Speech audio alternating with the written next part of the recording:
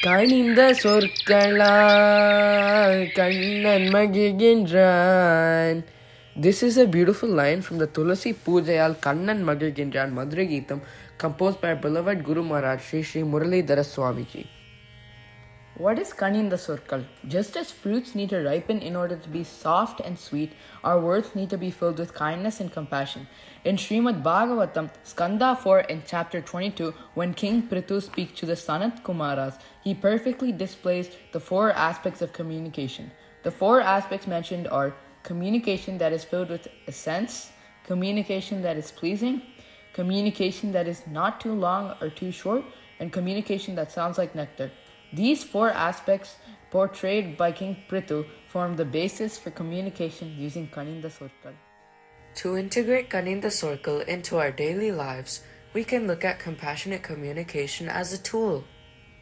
Why do we need compassionate communication? Compassionate communication has the tremendous power to transform people, situations, and thoughts. This also brings depth and purpose to our relationships. This can be consciously brought to practice in our daily lives. This also opens the door for possibility thinking by bringing happiness and peace in our lives. How can we adopt the language of compassion while communicating to our near and dear ones? When we acknowledge another person's feelings and recognize his needs, we establish a compassionate connection. This compassionate connection translates into communication using kind words or Kaninda Sorkal. Here we would like to present a few examples of compassionate communication based on the concept presented by Marshall Rosenberg in his pioneer book called Nonviolent Communication. Let's deep dive into the basics of compassionate communication. There are two channels of communication, expressing and receiving. When we talk to others, the message we intend to convey sometimes gets distorted by your feelings, emotions, interpretations, and judgments. The two channels of effective communication are done by honestly expressing ourselves to others and empathetically listening to others. We have four pillars of compassionate communication. First, we just observe with our senses. Then we sense the feelings, ours and others. Next step is trying to identify the underlying need. Why do we feel the way we do? Last, once we understand the need, we can meet the need by making specific requests. Here are the qualities of compassionate communication: mindfulness, acceptance, honest expression, empathy and respect, giving from heart. Sometimes we struggle with nurturing and empathy due to our everyday life struggles. With a little awareness, we can all become better communicators. Let us now watch a few scenarios on how we can practice compassionate communication in our daily lives. A little boy who did not do well in a test is conveying this message to his parents. I did not do well in the test.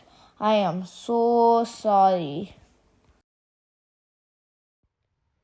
You have really disappointed me.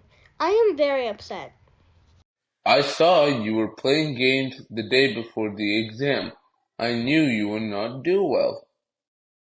Hearing this, the child would feel guilty, sad, angry, and may affect his confidence. I am sure this is not the outcome we want.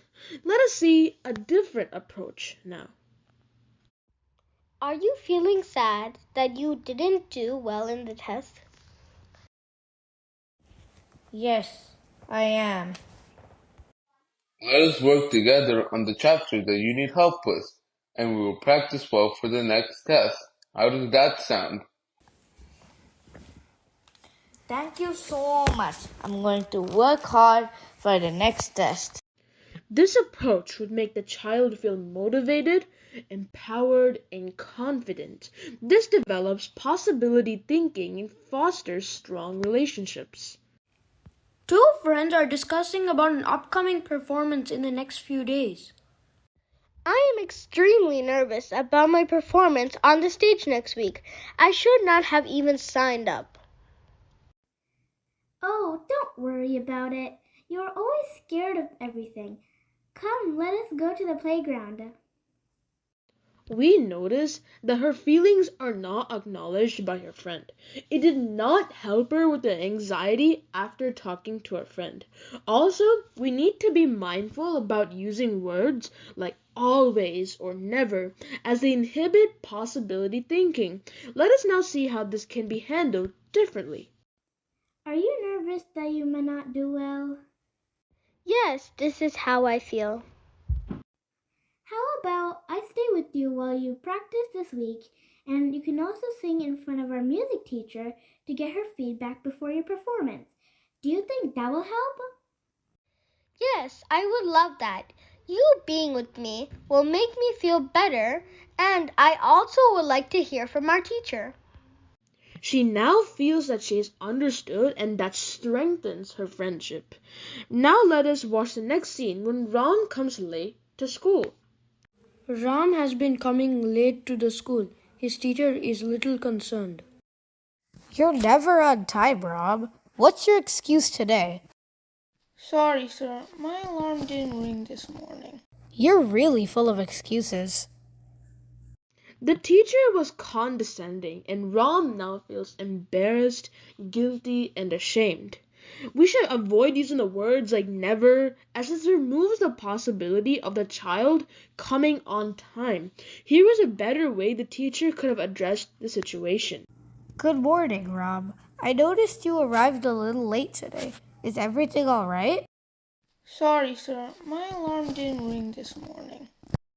I noticed you were on time on Monday. What did you do differently that day? Oh, yes, I was very tired and went to bed early, so I woke up on time. How about you try and go to bed early for the next few days and see if this helps you to get here on time?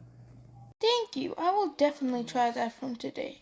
Ram felt happy that his teacher understood and supported him.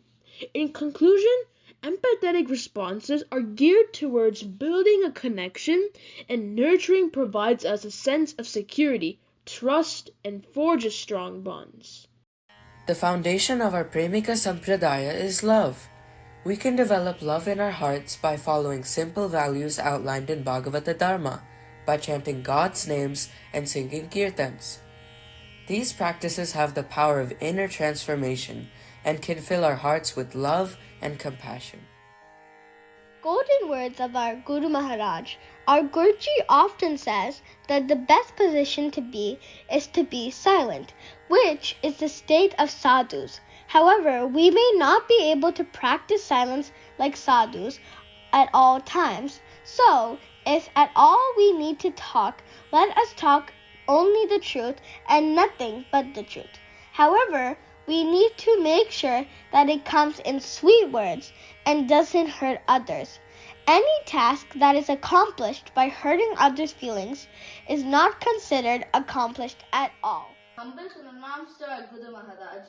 Gopika Jeevana Smaranam. Govindam